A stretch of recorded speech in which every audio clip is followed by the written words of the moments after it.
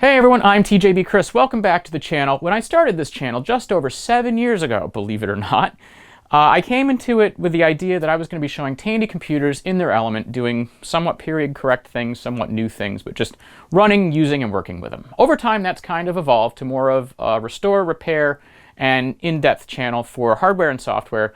We've done things like explore Network 3, I explored the deload protocol and actually did pointless things to explore that by writing a deload server for Model 16 Xenix.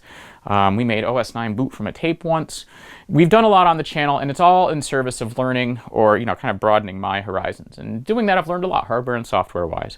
But I've wanted to get the channel back to a little more easygoing, showing computers doing computer things, Tandy computers doing Tandy things. And along those lines, like the shopping channel videos, this one is going to do that for us. We're going to jump back to 1994 and experience a quintessential 1994 piece of multimedia, the Microsoft Wine Guide. Yes, folks, there was, on CD-ROM, a guide showing you how to enjoy, taste, and search for wine, and we're going to explore that today with wine. So, I hope you like it. I hope you enjoy this. A couple of notes, please stick with me. For this, first off, I'm going to have a little bit of a good time with this. We're going to parody it. It's going to be a bit of a caricature and a caricature of wine and some of the perceptions that wine has, which is that it's snobbish. That tends to be the TV movie rendition, and that tends not to be how it is. However, we're going to lean into that a little bit and have a little fun. You'll see that in a minute. Also, one important point, I know that long-term viewers of the channel know that I often do enjoy an adult beverage on the channel in moderation, and this will be done in moderation, of course. I'm also acutely aware, unlike all of my other videos, that instead of being an accessory, alcohol will be front and center here. The goal here is not to glorify it, but in having fun with this and parodying it, people are gonna get that impression. And additionally, if you're the kind of person who takes wine way too seriously, there's the door. Don't watch. This is not a wine guide for real or anything. I'm gonna do stuff wrong. You're gonna cringe, and this is not for you. So, okay, that's out of the way. I think now we can get right to it. So let's do this. Let's light the candles. Let's turn down the lights. And oh, this is not gonna do. I am not wearing the appropriate attire for wine. Let's fix that. And now we are ready for what I'm calling tannins and Tandys. Pairing tannins, not biff tannins, with vintage Tandys, aged perfectly for such an affair. Join me.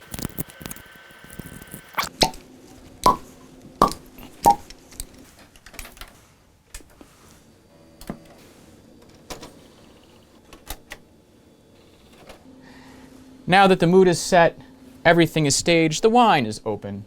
I think we're ready to dive in. Before I do, let me mention that the wines today are wines that I went through and found in the wine guide that are still made today. So clearly they're not going to be exactly like their 1994 counterparts. These are lower end store-bought wines, but I thought this would be a good place to start. And so we're going to go through each of these kind of in order after we, of course, do our initial tasting. So let's get the wine guide loaded up. All right, let's do this.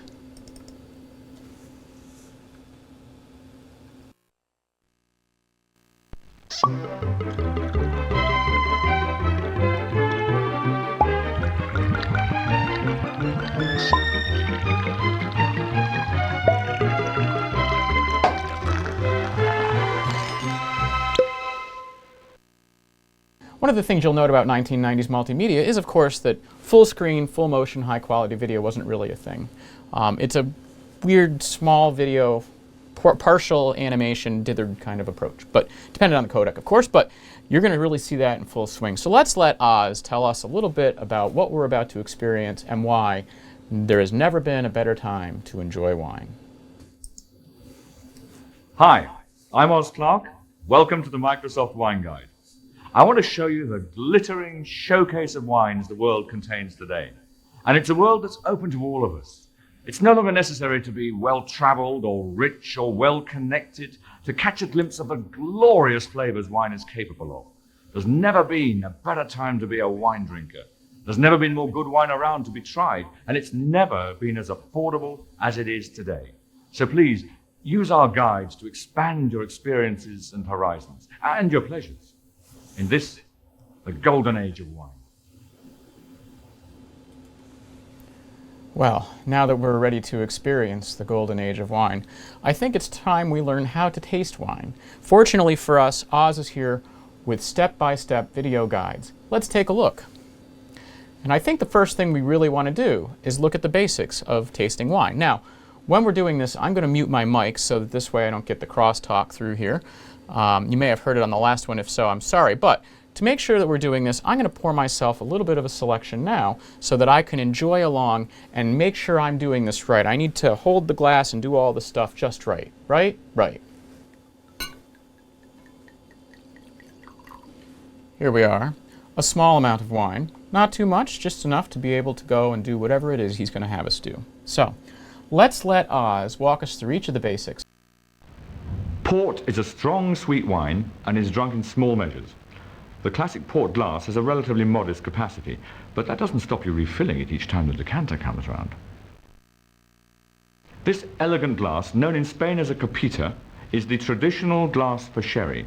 Dry sherry is generally drunk chilled. This is the classic red wine glass, but will be good for any sort of wine. It's tulip-shaped and it's plain, with no cutting or decoration, because that only distracts you from the wine. The bowl is big enough to fill half full, and you still get a decent glassful. And it's generous enough to be able to swirl the wine about a bit to admire the colour and the bouquet. The bowl of a classic white wine glass is smaller than that of a red wine glass. White wine doesn't need to breathe as much, and its bouquet doesn't develop as dramatically. The great joy of champagne is the bubbles. This narrow champagne flute preserves the bubbles in the wine and keeps it fizzy longer. Red Burgundy releases its aromas very quickly after the bottle is opened.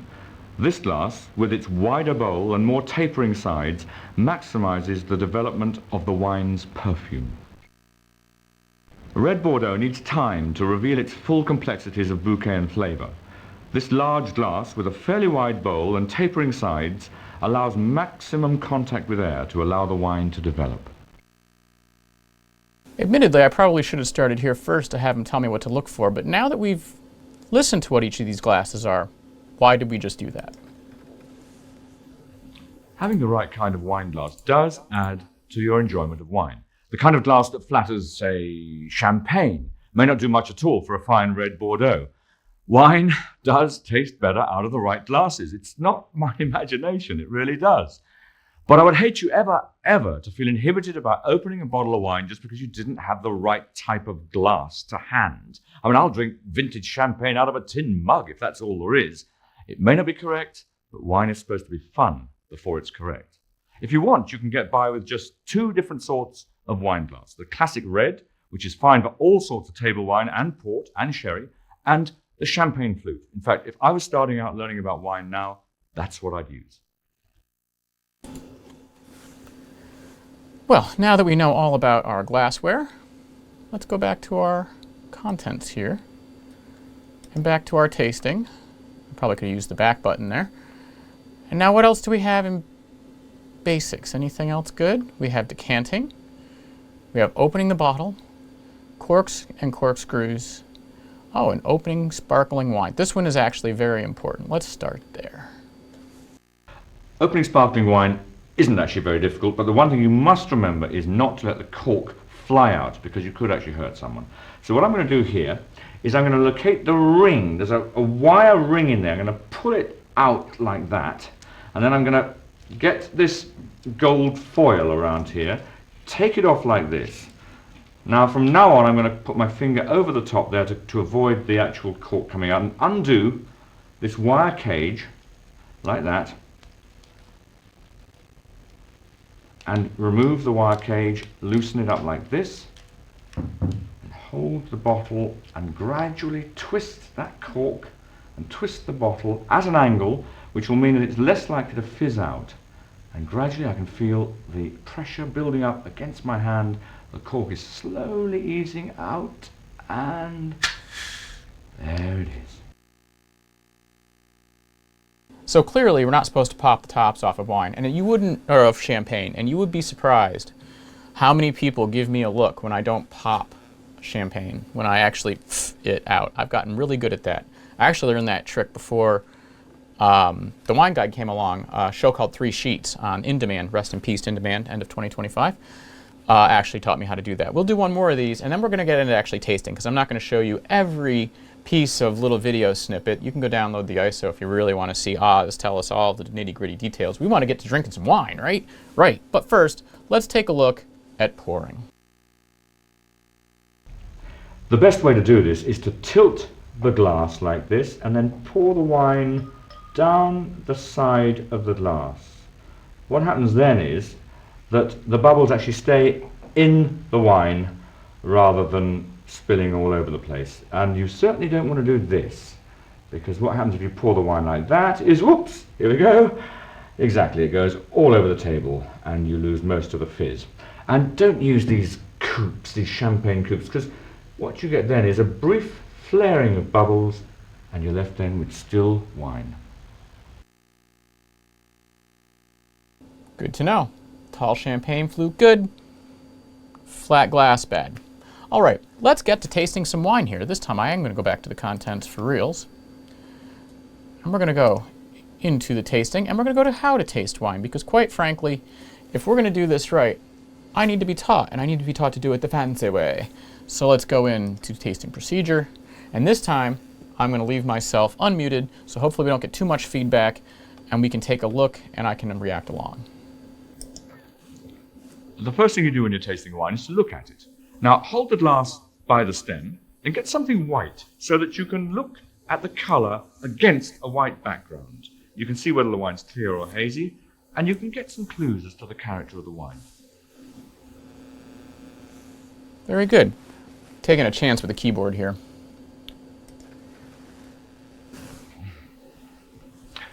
The next thing to do after you've looked at the wine is to smell the wine. Now, I'm swirling the wine around in the glass, and the reason for that is to push the aromas from the surface of the wine right up to the top of the glass. It's just like if you smell a rose in the garden. You smell the rose, and it's a nice smell. But take a couple of petals off the rose and crunch them in your hand, and then smell them. And it's a much, much more powerful aroma. That's exactly what I'm doing with the wine. And when you smell it, take note of your first impressions, and they're going to give you lots of clues as to what the wine is finally going to taste like. I hope that sniff came through. Well, it smells like wine. I've never been able to identify flavors or scents in wine, you know? It smells like Chardonnay. That's what I poured. What about taste? We've been here about 45 minutes. I actually get to taste some wine now.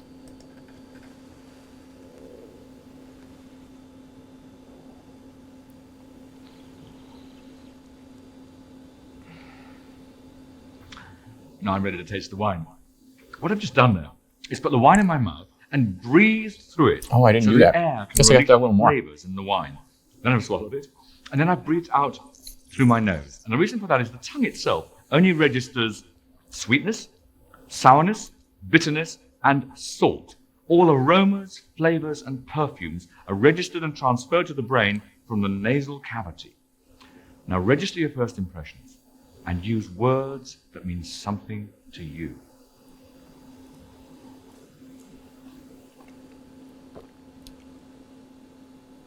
Chardonnay.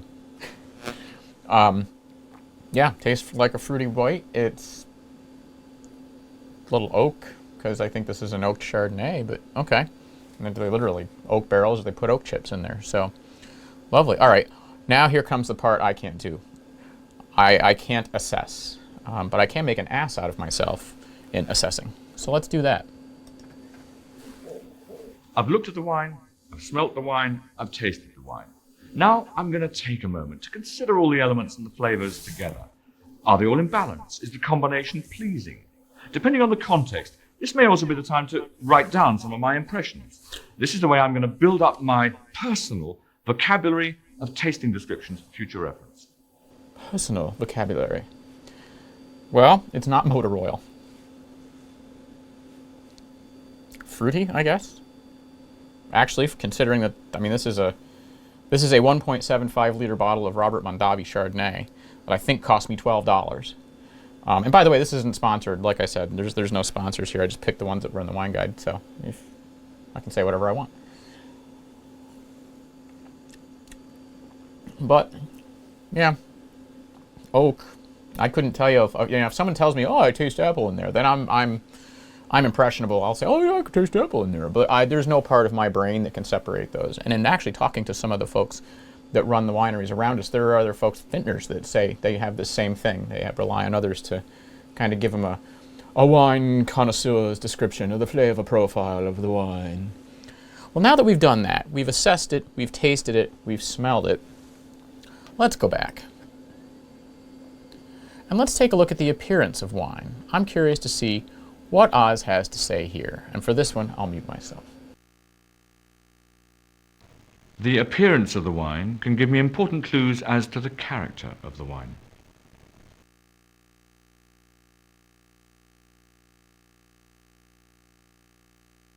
White wines can range in colour from a pale, almost greeny white to a full, rich gold. Now the pale, greeny white ones are likely to have a tangy flavour, a sharper, a greener flavour, whereas the gold ones are likely to taste more golden, richer, rounder, riper. The pale ones will come from cool areas of the world in general, whereas the golden ones will come from warmer areas where the grapes ripen more. Now this wine here is a Riesling from the Mosel Valley in Germany. That's about as cool as you can get to make great wines, and this one has a wonderfully sharp, almost lime juice kind of quality and a slaty dryness to it. This one here comes from the Hunter Valley in Australia. It's a Chardonnay, and it's rich, it's round, it's almost syrupy in its tropical fruit ripeness. Is it me, or does Oz look a little like he was well into the wine by the time he got to this point? Let's take a look at red. The colour of a wine is a major clue to its age, and the age of a wine is a major clue to its flavour. This wine here is a young Beaujolais Nouveau, and it's got a bright, fresh, pinky red kind of colour, and the flavour is going to be all youthful vibrancy, all freshness. It's like fruit just picked off the bush. Now this wine here is a 9-year-old Reserva wine from Rioja in Spain. The red has lost all its fresh youthfulness. It's become bricky red, it's become orangey brown, and the flavour mature, almost over mature, and the fruit becoming positively stewed. Well, that was very insightful. I don't know what I'm going to do with that information. Let's see, we have the elements of wine. Well, let's take a look. Oh, I mentioned tannins, and I was not talking about Biff tannins. Although, can you compare Biff tannin with a Tandy, right? There's Back to the Future games. Certainly won't be dressed like this. Okay, well, let's hear what Oz has to say. Tannin is a crucial component in the aging potential of red wine. Now, tannin occurs naturally in the skins of red grapes. When you eat a red grape, think how bitter that skin is. It's the same thing as when you drink strong tea. It's the tannin which is furring up your mouth. Now, the wonderful thing is tannin is a natural preservative. Now, this wine here is a Barolo wine, 5 years old, from northern Italy. As soon as I have it in my mouth, I get a bitter, a salt on my gums. Now, that's not very pleasant now, but it's going to allow this wine to age very, very gently for the next 10 to 20 years. And one more of these, I'm going to do alcohol, and then we're going to get into the other big feature of the wine guide. We've seen a lot of multimedia, but we're going to do the real star of the show isn't just watching Oz talk.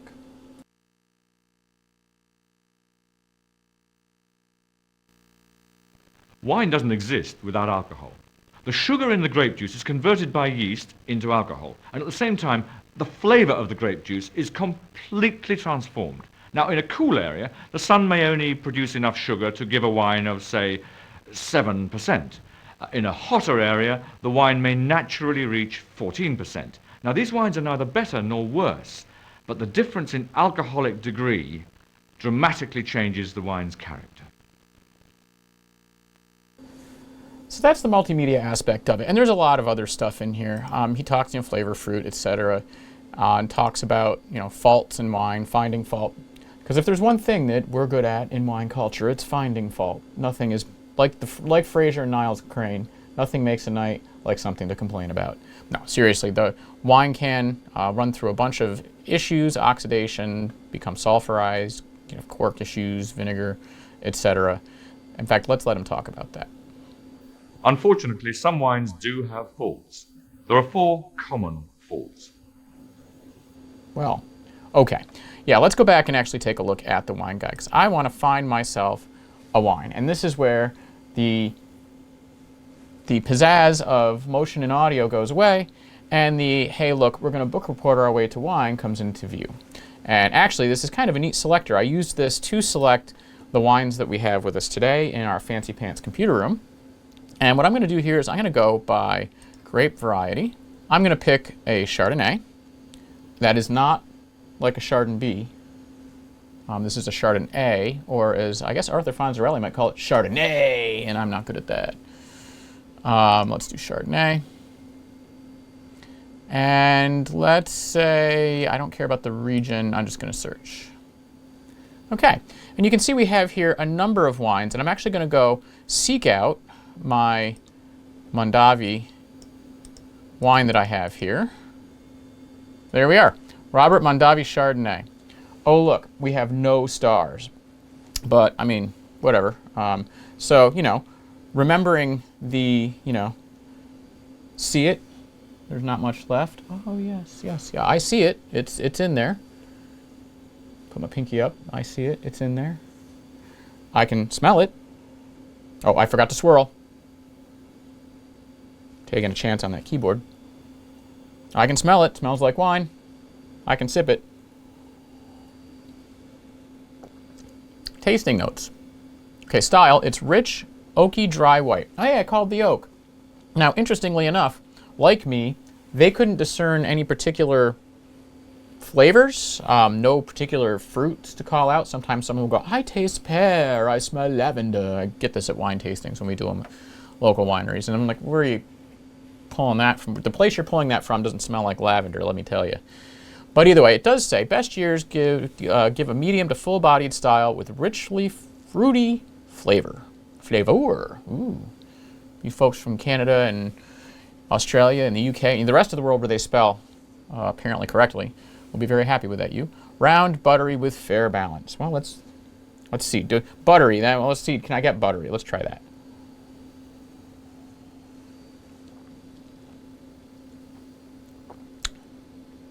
Yeah.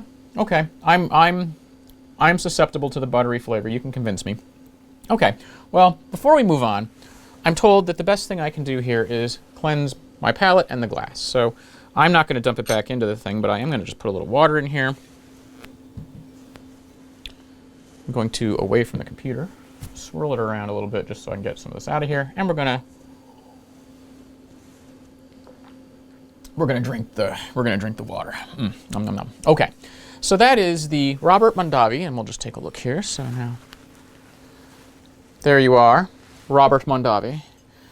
1.75 liters value size for you brand-conscious individuals. This is the Mondavi Chardonnay, found at your local Packy liquor store or where have you.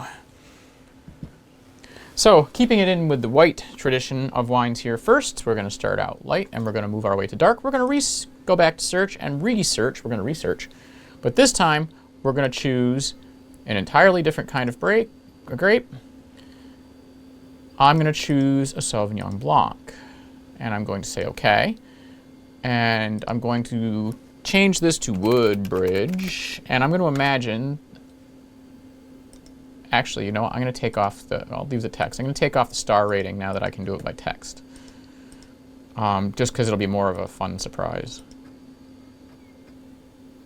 OK. And, as with the last one, our Woodbridge here is a Woodbridge Sauv Blanc. Again, value size 1.75 liters for you value-conscious consumers. It is, I mean, these are established 1979. Good year, folks. Good year.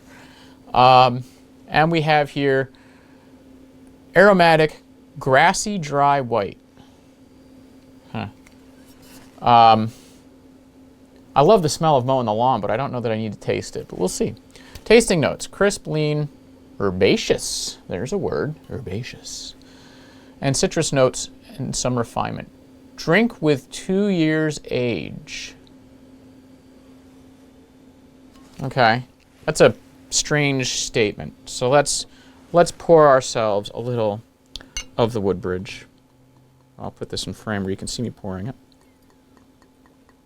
Realize I'm pouring out of frame because I've got the screen up. We're going to recork our wine here, and we're going to put this back where it belongs. And now we're going to remember what Oz said. And I've spoiled the fun with the flavors, but I suck at picking flavors, so you may as well just go here. Okay, first off, oh, that's right, we've got to look at the wine. Let's look at the wine. Yep, it's wine. Here, I'll give you a look here. That's the wine. It's wine.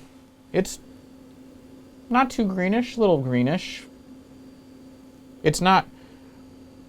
I've peed more yellow. I've peed more yellow than that. We're going to turn it to that, I guess. Okay, fine. Enough. I've fooled around long enough. Careful, they're swirling it there, buddy. And, yeah. Okay. We've awakened it. Smells like a Sauv Blanc. Okay. I mean, smells grapey. Take a sip.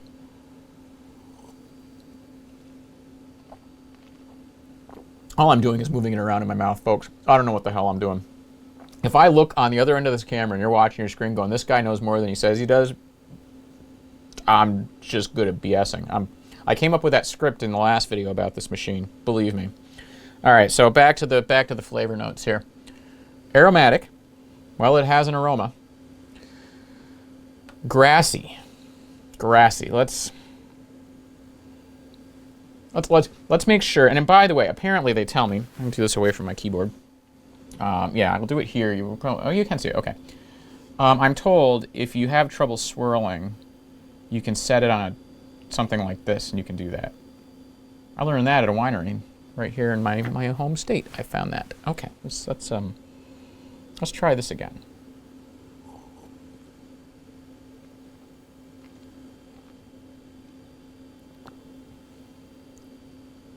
Fortunately, I'm not getting grassy.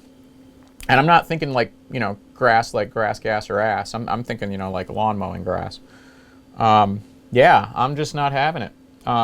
It's fine. It's a fine wine. I imagine if I was making a Campbell's supper bake, remember those things with the chicken? I'm betting you that this wine would go fairly well. This would be the perfect pairing for a Campbell's supper bake. Pasta, cheese sauce in a box. All you need is milk and chicken breast. You throw it in the oven at 350 for a couple of hours, 45 minutes or whatever. A couple of hours. And you've got yourself a tasty chicken dinner with a nice Sauv Blanc pairing. Yeah. And drunk with 2 years age. Now, or drink with 2 years age. I guess buy the bottle and let it sit. That seems unnecessary. Does it tell us its age? I'll put that on my coaster this time. Does it tell us the age? Let's see. We've got... Oh, and here's the great thing about... Come back. Here's the great thing about this. I don't know if you can tell, but of course it's by Robert Mondavi. It's by Robert Mondavi. So, and I'm looking down at my laptop screen down here. But yeah, so basically, both of our white wines today were Mondavi selections. Just Woodbridge is... I don't know the Mondavi tier scale of brands. Is this better, worse, the same? Is this, you know, is this Buick and that's Oldsmobile? You know, and then, you know, somewhere in there is Cadillac, which is nowhere on this table. I don't know. It doesn't tell us. Let's see. Established in 1979. Oh, I'm sorry, 1.5 liters. Correction. This is 2 big bottle or 2 little bottles. Yeah. If I live in Maine or Iowa, I get money back. Okay, well, it doesn't tell me. So I don't know what drink with 2 years age means. I'm not drinking it with a 2-year-old. I imagine if you had a 2-year-old, your budget might require you, should that 2-year-old drive you to drink, to need this kind of wine. But clearly, I don't know what that statement means. And actually, it's funny. I wasn't even looking at the stupid screen. It says producer Robert Mondavi Woodbridge. So, yeah.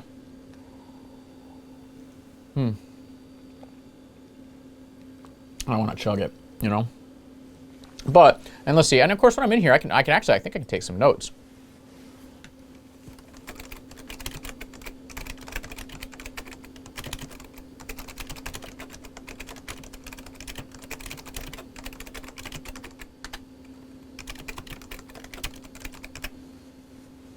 We're going to save that.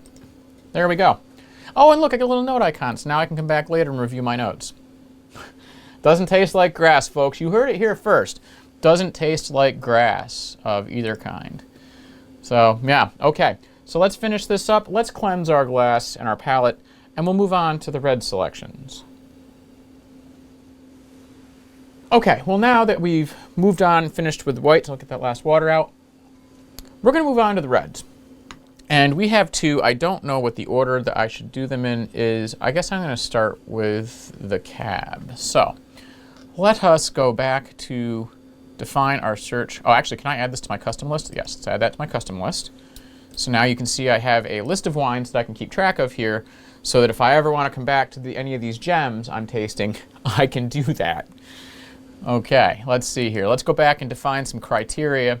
And I have other ones too. So let's see if we can get this to come up. So this is going to be, I'm going to clear the region, all grapes. I'm going to go for California in the United States, right? We'll go visit the Clampets. California, I'm just going to say California, like Danny California. All right, folks, here we go after a little technical difficulty here. We are back, and we have our Clos du Bois Cabernet Sauvignon here, seen here. And I'll just make sure you can see that very nicely. Oh, the light, yep, oh, turn that way, there we go.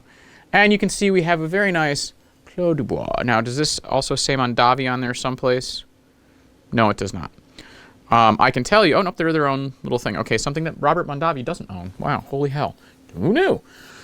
This actually, if for nothing, I heard this on a cruise once and now can't unhear it, and therefore you can't either. Every bartender and every vintner cringes when somebody says Clos du Bois. But honestly, can't unhear it. And now you can't either. See, this is what you get for watching the channel, folks. Okay, so we have Clos du Bois Cabernet Sauvignon. And I'm going to take a look and see. Actually, I should probably taste it. We'll spoil it. Let's read it first. So I'm impressionable. I don't know what the hell I'm doing. So let's see. All right, this is a warm climate, medium weight red. Okay. So I guess that means it's not watery, but it's not motor oil. Tasting notes, full, round, and fleshy. Ew. How do you like your wine? I like a good fleshy wine, said Dracula. Ugh. With herbal and herbs scented, black currant fruit, delicious, quite young. Moving on. Okay, so let's do the tasty thing. We've got to see it. Here, I'll let you see it too. See? Look at that. It's wine. It's red. It's there. I mean, you don't have a light source behind it because it would be shining into the camera, but you know. Okay, so now we'll do the swirl thing. Try not to wear it, because if I have to take my suit to the dry cleaner, I'm going to be very unhappy.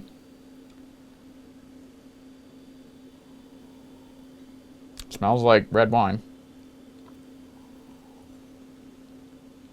I think it's halfway decent. I'll put this where you can see it. Look, see? Why I didn't think to do that before. I mean, honestly, it's halfway decent. It's, you know, I mean, again, for you wine snobs, you know, go away. It actually kind of amazes me that in this day and age, even the $10 or $12 bottle at a cheap wine can be halfway decent. And I get that, like, yes, it's not your full $100 bottle of Reserve. I the owner of the winery once, so he gave me a bottle, kind of reserved wine. However, if you're the average Joe like me and you've got yourself a nice frozen Stouffer's lasagna and you want a red wine to pair with it, I feel like this would be great. Or I'm chowing down on a Hershey Special Dark. Because this, actually, that's what this wine makes me want right now, is a Hershey Special Dark, which I did not bring with me. So I guess I'm just going to have to suffer. But blackcurrant, okay. My Mine would be boysenberry. I just had a flashback to IHOP. And like, I was going to pour this on my pancakes or something. Okay. Herbal and herb scented. Again, hopefully not in the grass, gas, or ass way. Herbal? Yeah, not having that one. Blackcurrant, okay. Some sort of Swedish fruit. Sweet-ish, not Swedish. Fruit, okay, fine. Delicious, quite young, couldn't tell you either way. Fleshy, I don't get that, but I'll buy medium weight. It's not water. Actually, it's pretty decent. I mean, again, you know, it's cheaper wines. What an age to be in. Cheap wine isn't just complete rock gut these days. It's kind of cool. So, yeah. Okay. So, yeah, Sonoma County, California. Clos du Bois, something that Robert Mondavi apparently doesn't own yet. Yeah, best years 92, 91, 90, which are, you know, probably the most recent years when this came out. So I'm going to imagine that it's really just a matter of, you know, whatever year. I mean, does this even have a year on it? 2021. It does have a year. How wonderful. So, I mean, yeah. That's a Cabernet. Let's watch the flying windows while I finish this. Okay, we're ready for our next and final wine. That is going to be, well, let's search it up here. We'll search it up here, see if we can find it. Okay, so this one has a particular region. Oh, it's from Washington. Washington, folks. Okay, well, so the cat is out of the bag. Our final wine, let's be less close to Clos du Bois. Our final wine, my friends, is going to be this Chateau Saint-Michel Merlot. And honestly, I love the very French-sounding name that I just completely butchered the pronunciation on. It's from Washington State. So say hello to Dr. Crane for me. Okay, so what do we have here? Well, first off, let's have a little pour, because clearly we can't figure out if we're going to like this if we don't pour it. Okay, that's it. I don't want too much, and I don't want to run it down the side of the bottle again. And as I finally figured out how to do, we're going to put you right there. So now let's take a look at this wine. I'm just going to cheat again and read and see what we've got here. So, cool climate, medium weight red. Well, that makes sense. Good fruit in an easy drinking wine with a silky mouthfeel. Oh, mouthfeel. Blech. Blech. I think we're finally tiring of that on the TV food channel places. Y'all been watching like Food Network and they're like, geez, stop with the mouthfeel, folks. Also, if you think you're cool being all 21st century saying it, apparently 1994 had it. I'm just saying. Okay, let's get back to the wine, shall we? So, it does say it's silky. I'm not going to mouthfeel. It does say it's silky. Okay, so let's do the thing. Let's look at it.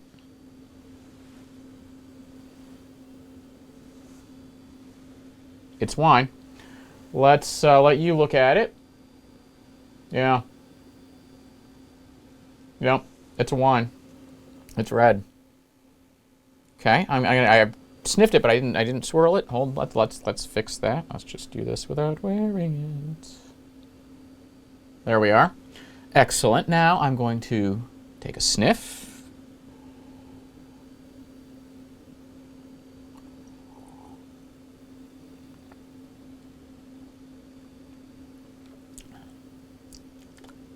Okay. I actually have one. This is an easy one. If you want to sound like, you go someplace and all your fancy pants friends are drinking wine and they're talking about all the aromas and the notes and the flavors and the stuff, you can pepper. If you get a good, red wines tend to have them. I tend to get this sometimes, like the Merlots and things. I don't know. But you run into this. You get almost a flavor like you have a mild peppercorn in your mouth. And I just had that experience. And now here's the best part. Taste is so subjective that even if you're wrong, you're not wrong because taste is subjective. They can't tell you you're wrong. That's what you taste. So to them, I taste peppercorns. Honestly, peppery. Peppery. The wine it's got a peppery note to it, yes. What else? What else? I mean, silky is a weird way to describe a wine. admittedly, but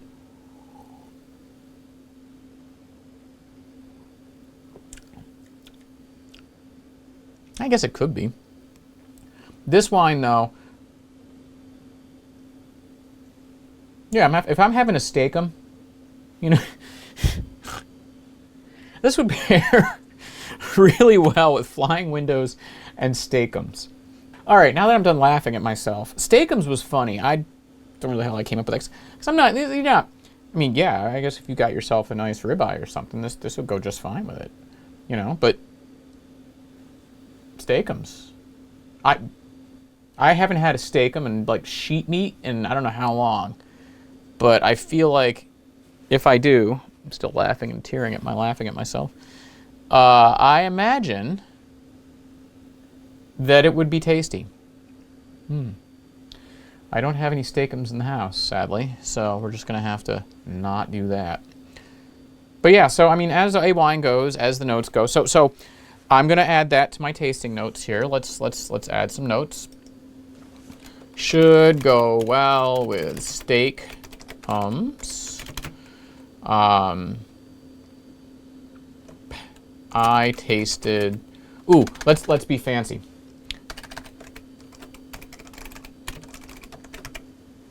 Peppery notes. I think that is an appropriate use, and of course, again, must be added to the gems list. So we've now added it. It is now in the gems list. So those are my 2 gems. Of the 4, actually, none are gems. They are everywhere. They're not bad, but they're also not gems. And if we look through the list of wine, I mean, there's a whole bunch of... Actually, let's do this. I keep doing that. Let's go look and see if there is... What is their top, their 3-star, an exceptional world-class wine? What are we looking at?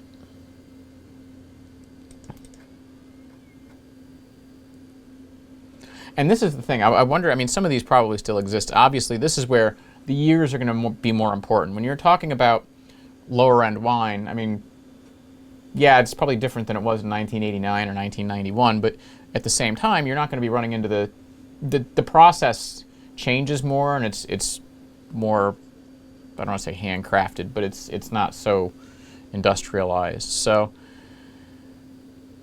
Beringer Private Reserve. Huh. Either that's not the Beringer I'm thinking of, or color me surprised, but okay. I mean, even your kind of local or lower end beer can surprise you. I had a salted peanut butter porter from Genesee Brewing in New York.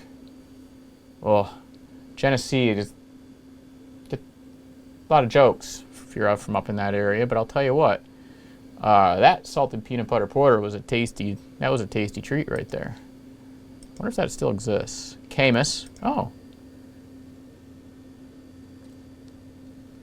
Interesting. Cabernet. I've had a Camus Cabernet. It's not a cheap bottle. Special edition. I mean, that you'll never get again. Maybe they're all special edition. It's like ever. It's like us. We're all special, folks. Therefore, no one is. 91, 90. So basically, every year that this was a thing, almost. Yeah. Okay. So that's that. That is the wine search. And honestly, this is where the wine guide is kind of, for a point in time freeze, one of the best things that you can do with this is search out cool wines and get some ideas on tasting notes and impress your friends by sounding like you know what the hell you're talking about because you looked at this first. And that is, I think, the primary use of this. It's not really to learn how to taste wine or how to enjoy wine. Well, it is. But it's more to be able to go in with some BS like, in the best vintages, a remarkable wine, profound. Like, if you describe a wine as profound, concentrated yet with beautifully defined flavor. Your friends, unless they already know you're full of it, are gonna, or your friends' friends, are gonna think you are a fancy pants wine guy. Like me, fancy pants wine guy. Not in the slightest. But, I mean, it is kind of a neat, it would be fun to do that, but the problem with that is you'd have to know the wines going in. So, anyway. What else do we have here? Of course, we have a little bar along the bottom. What kind of help do we have for wine types? So we have basics, buttons. Yeah, the audio, video, Chardonnay, so hyperlink type stuff, and that's kind of neat too. Like there are the equivalents of things like hyperlinks in this, which is kind of neat. So if, for example here, if I click on Cabernet Sauvignon, now I can close this, and there's a whole bunch of stuff. Cabernet Sauvignon for places like Bulgaria, Chile, Australia, California, even parts of southern France. Has become so popular that many people may not realize where it all started. Bordeaux. Cabernet has managed to become the great all-purpose blah, blah, blah. Omnipresent. Actually, it really has. Cabernet's everywhere. But wait, there's more. And so, I mean, I feel like if you were doing a grown-up book report, this is Encarta for grown-ups. So, right? Like, write a paper on the Panama Canal. Write a paper on Cabernet Sauvignon, right? And taste some so you can get some idea and come in sounding like you know what you're talking about. What else do we have here? We have a World Atlas of Wine, which actually is pretty neat and talks about all sorts of, let me just flip you over to the vid cap, if I can get my mouse to work, which has all sorts of great, so for example, I can learn a little bit about France. And again, here's my fortified wines, and I've got various links I can click. Tells you how to read the label, tells you about classification system, what do we have? Oh, interesting. I don't speak French at all, folks. In the table. Table wine, the lowest category. And then we have, oh, that's interesting. It even tells you representing about 14% of total production, first set up in 1968. Yep. So, and then we go to Superior. Again, French people, I'm sorry. Yeah. So if I go back and pick on a place that's not France, just so I stop doing that stupid accent. Germany. C'est German, ja. This post-reunification, and we have, let's see what's in Bonn. We can kind of get a map of the area, and oh, we're in kilometers. Oh, we have miles too. That's great. Go back and let's see what else do we have here. About Germany, a place I've been. In wine terms, Germany is as far as you can go. It's as cold as you can go and as far north as you can go. I'm deleting that next statement. Interesting. But I mean, there's a whole lot of great things. Tells you about the climate, history of wine in Germany, fancy pants pictures. They have a classification system, table wines, often comparing it to the French. Oh, I can't highlight that. That blows. Grape varieties there. I mean, this is where you get a good Gewürztraminer. See, Riesling, that's a German wine. Gewürztraminer. Ah, look at that. There we go. You want to impress somebody, say Gewürztraminer. Go to like a winery or something and say that. Oh, I don't want to do that. Close that one.